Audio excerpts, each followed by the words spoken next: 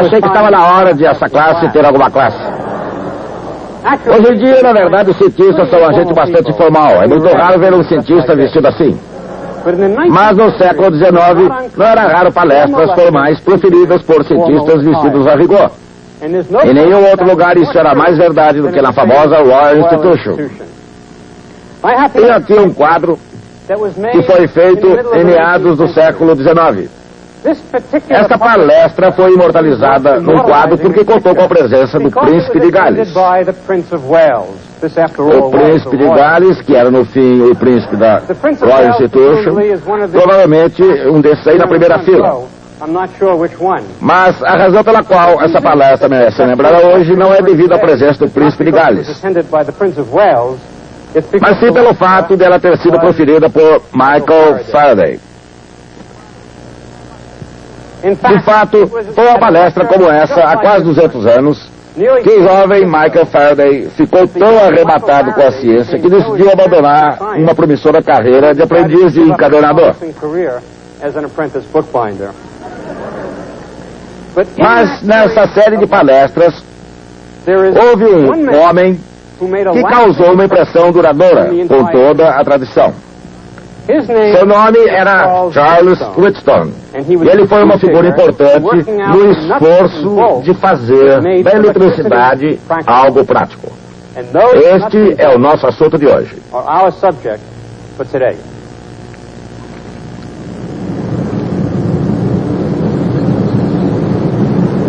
Os parafusos e porcas que mantêm unidas as complexas maquinárias do mundo moderno não são mais importantes na história da civilização que os simples cursos d'água.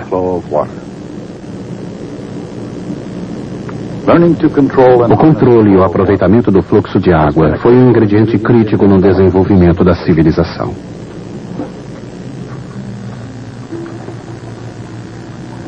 Não foi por acidente que as mais antigas civilizações se desenvolveram ao longo das margens dos grandes rios, o Nilo, o Tigre, o Eufrates, os grandes circuitos aquáticos da natureza. Para florescer, toda a sociedade precisou desenvolver os meios de manipular, controlar e distribuir o fluxo de água, na irrigação, na drenagem de pântanos e no desenvolvimento das cidades. Assim como todos os caminhos levavam a Roma, também a Roma se dirigia a uma engenhosa rede de aquedutos. O Império sobreviveu tanto tempo quanto esse aqueduto, até certo ponto porque os aquedutos traziam água potável das colinas de Albano. Naquela época, esses complexos circuitos de canos que distribuíam água aos banhos públicos, edificações e fontes da cidade eram surpreendentemente requintados. Mas só no século passado, uma nova tecnologia de fluxo começou a se desenvolver: a eletricidade. Inventores como Thomas Edison descobriram maneiras de manipular as correntes elétricas para acender lâmpadas nas casas e para levar pontos e traços a lugares distantes através de fios.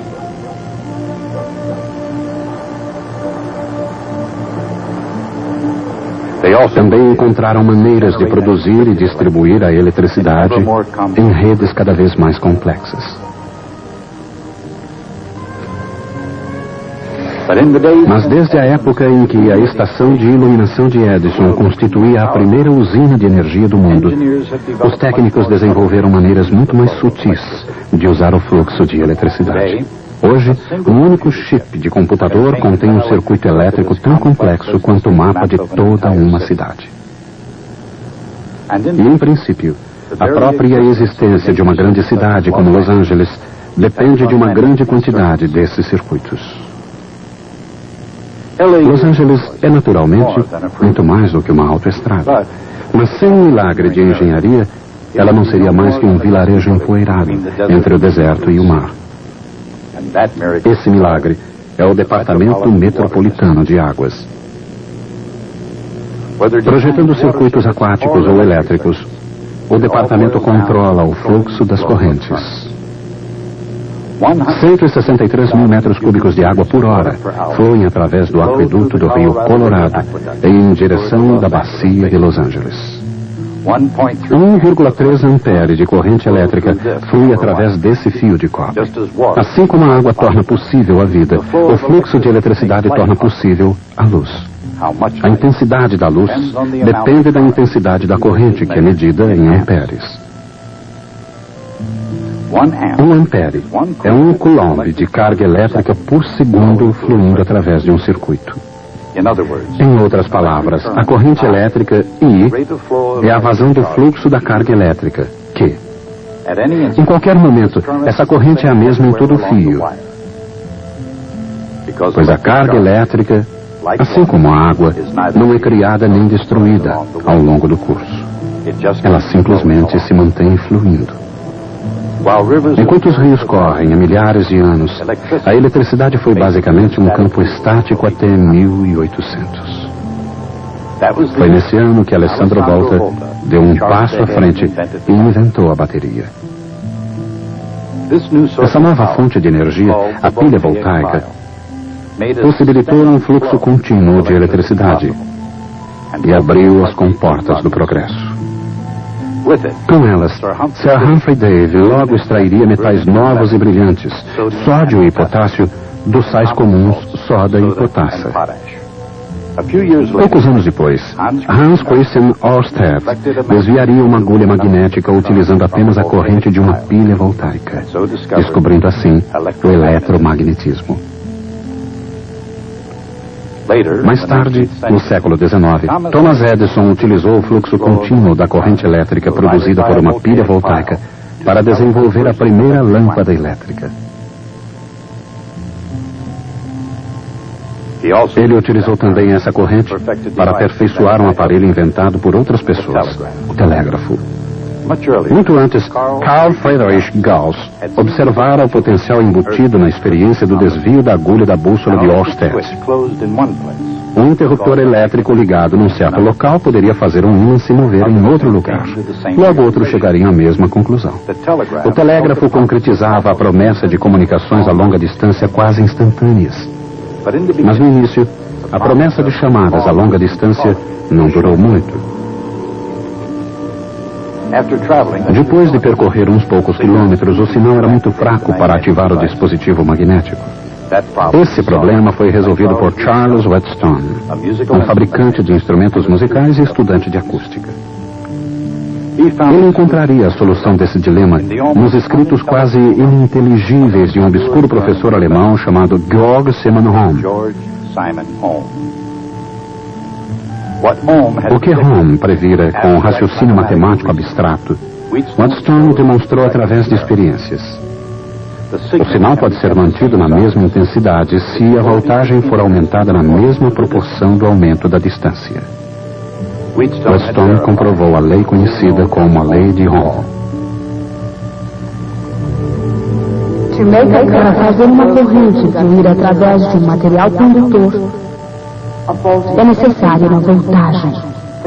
A corrente é sempre proporcional à voltagem. A constante de proporcionalidade é chamada resistência elétrica. E essa equação é conhecida como a lei de Ohm. Um elemento de um circuito elétrico com resistência é chamado resistor. A lei de Ohm não é uma lei fundamental da natureza como a segunda lei de Newton ou a lei de conservação de energia, mas constitui uma regra útil na maior parte das situações práticas. Ela ajudou a transformar o telégrafo numa invenção realmente muito prática. Com os refinamentos introduzidos por Edison e o código desenvolvido por Samuel Morse, o telégrafo ampliou as fronteiras americanas, levando com ele o trem.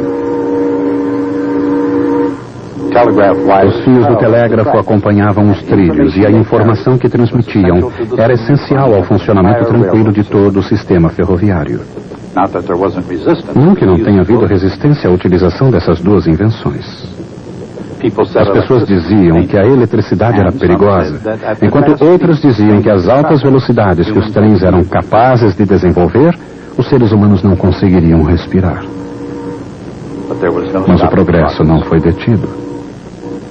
E a longo prazo, fios e trilhos desempenharam o mesmo papel vital que os rios haviam desempenhado durante tanto tempo, transportando pessoas, cargas e ideias. E através de quilômetros e quilômetros de fios, o fluxo de informação flui graças ao uso prático da lei de Ohm. Mais ou menos da mesma maneira, regras semelhantes levaram os engenheiros hidráulicos a projetar e colocar em funcionamento aquedutos.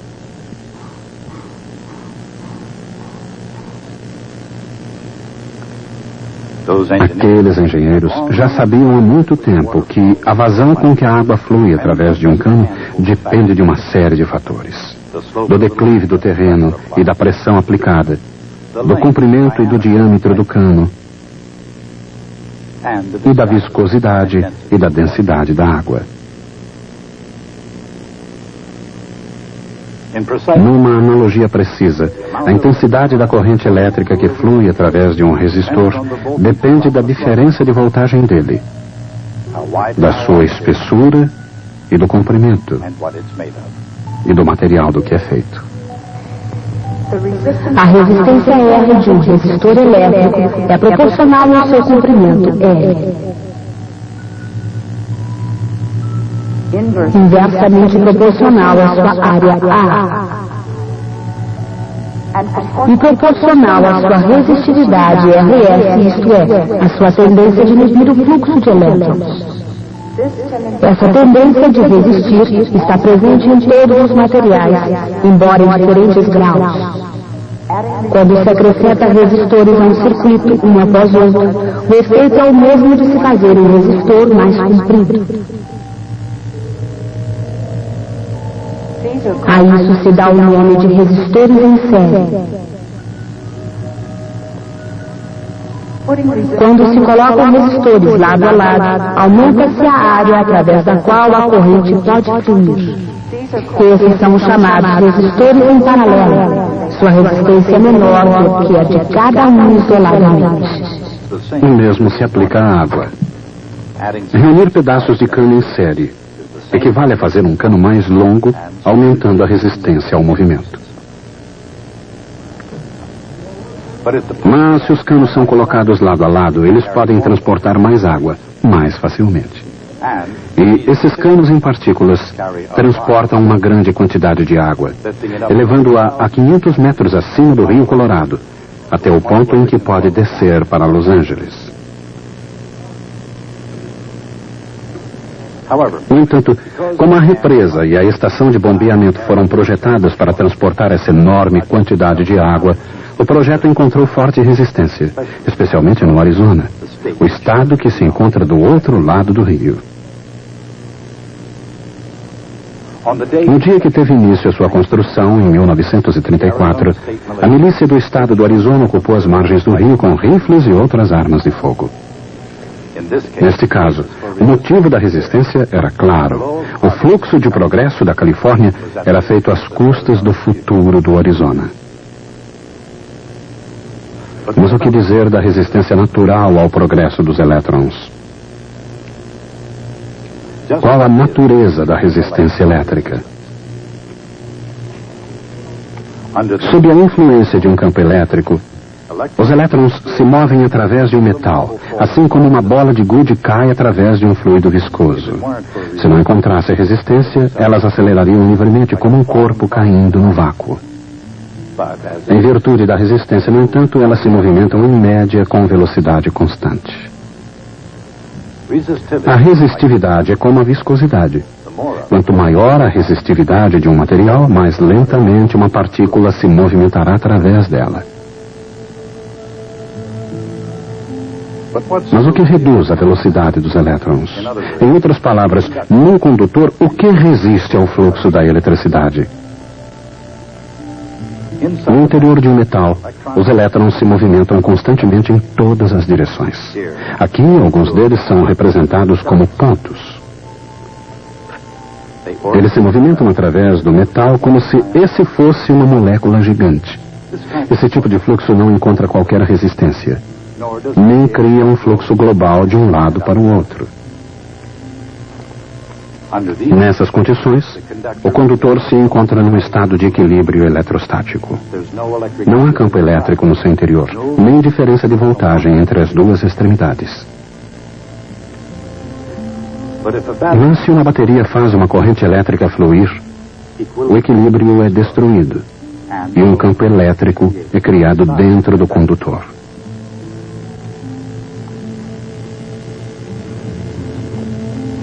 Dentro de um metal perfeitamente cristalino, se é que se pode achar uma amostra desse metal, os elétrons móveis acelerariam continuamente como uma moeda caindo no vácuo.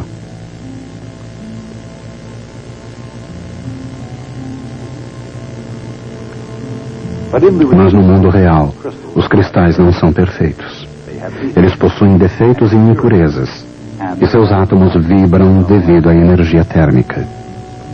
Os elétrons, acelerados pela força do campo elétrico, colidem com essas imperfeições, comportando-se como uma bola num jogo eletrônico. Todas essas colisões, todas essas paradas e reinícios produzem a resistência que impede que o fluxo de elétron cresça indefinidamente. Assim, os elétrons se movimentam com uma velocidade média constante, produzindo uma corrente constante, sob a influência de uma força constante. Quando os elétrons colidem com as imperfeições, eles fazem com que os átomos produzam vibrações maiores. Assim, a energia elétrica dos elétrons acelerados transforma-se na energia térmica dos átomos em vibração. Há cerca de 100 anos atrás, uma ideia brilhante surgiu desse calor. Se o resistor se torna suficientemente quente, ele ficará incandescente. E Thomas Edison encontrou os materiais perfeitos para produzirem uma incandescência luminosa. É claro que nem todos os circuitos ficam incandescentes, mas todos produzem calor, quer esse calor seja desejado ou não. Nos computadores, por exemplo, são utilizados ventiladores para eliminar o calor indesejado. De fato, alguns supercomputadores produzem tanto calor que exigem um sistema líquido de resfriamento para manter a temperatura baixa. Quer o calor seja o objetivo ou um subproduto indesejado, é preciso energia para produzi-lo. Quando uma corrente flui através de um resistor, a energia transformada em calor é igual à quantidade de carga que flui vezes a diferença de potencial. A potência de aquecimento ou potência consumida é igual à corrente vezes a voltagem. Usando a lei de Ohm, a potência também pode ser representada como I ao quadrado vezes R ou V ao quadrado sobre R. E qual o resultado? Bem, antes de mais nada, ele é medido em watts. 1 watt é uma medida de energia igual a 1 ampere vezes 1 volt. 1000 watts perfazem 1 kilowatt. 1 milhão de watts formam 1 megawatt. Nas horas de pico, a represa Parker produz 120 megawatts. Watts e água. A rede elétrica e o sistema de água. Uma poderosa analogia que assume uma forma concreta aqui nesta usina hidrelétrica. Se o progresso conduz às correntes de água e de eletricidade, ele também exige muito delas. Na sociedade americana, ávida por energia, cada pessoa consome cerca de 1 kW de potência elétrica diariamente durante todo o ano. E cada família consome anualmente mais de 1.000 metros cúbicos de água, isto é, mais de 1.000 caixas de água de 1.000 litros cada.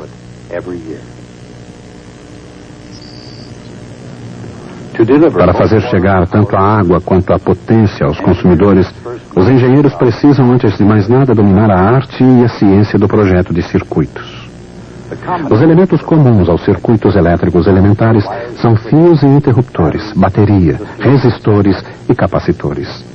Embora esses elementos possam ser combinados em redes de complexidade cada vez maior, eles obedecem sempre às mesmas regras simples, conhecidas como leis de Kirchhoff. Gustav Kirchhoff, um físico alemão, era muito interessado em matemática. Aplicando a lei de Ohm e generalizando-a ao máximo, ele obteve duas leis, cada uma exprimindo uma ideia familiar. Uma dessas ideias é a da conservação de carga. A correspondente lei aplicada aos circuitos diz que quando uma corrente se divide em duas ou se juntam duas correntes, a corrente total que entra no nó é igual à corrente total que dele sai. A outra lei de Kirchhoff exprime a conservação de energia. Uma carga elétrica que percorre um circuito completo no final não ganha nem perde energia.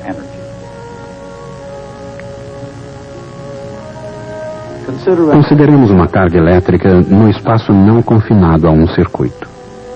Se ela se move no espaço numa trajetória que a traz de volta ao ponto de partida, nenhum trabalho líquido foi feito.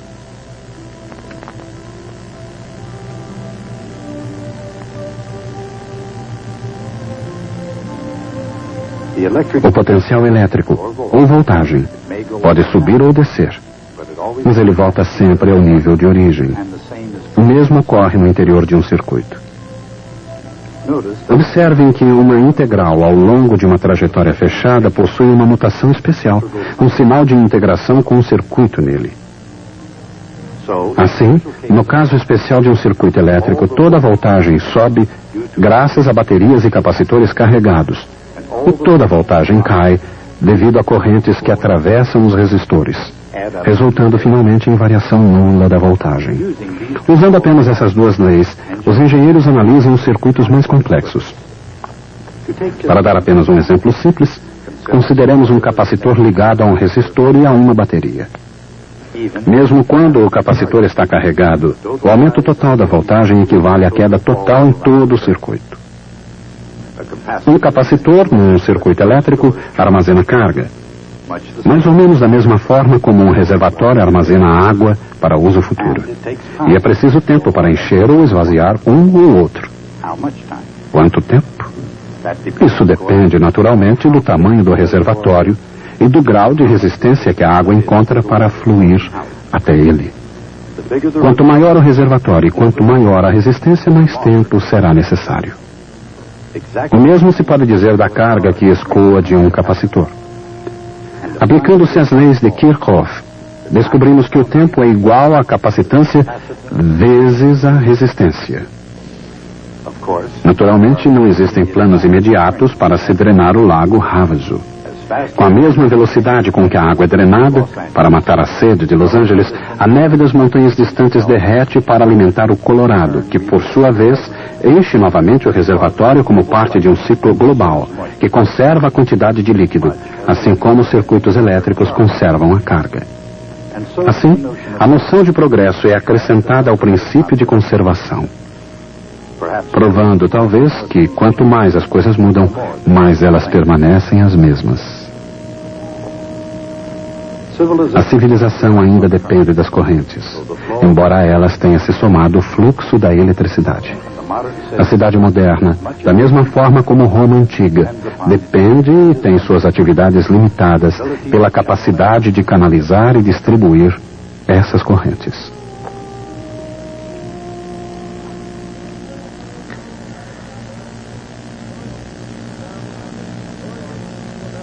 Hoje estudamos as regras que tornam a eletricidade algo prático.